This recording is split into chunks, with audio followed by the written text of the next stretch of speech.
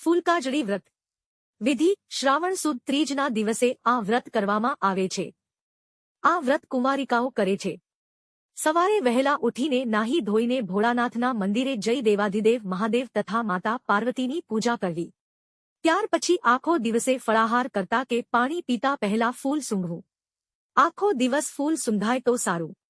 આ દિવસે વ્રત કરનારી કુંવારિકાએ ભક્તિભાવપૂર્વક શંકર પાર્વતીની પૂજા કરવી અને બની શકે તો ઉપવાસ અથવા ફળાહાર કરવો. પરંતુ ફળાહાર કરતા પહેલા ફૂલ સૂંઘવું, પાણી પીતા પહેલા પણ ફૂલ સૂંઘવું.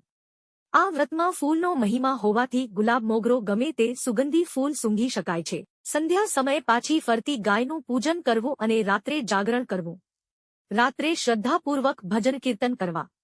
ભક્તિપૂર્વક કરેલા આ વ્રતના પ્રભાવથી સંસાર ફૂલોની જેમ મગમગી ઉઠે છે અને વ્રત કરનારની દરેક મનોકામના ઉમા મહેશ્વર પૂર્ણ કરે છે. બોલો ભગવાન શંકરની જય.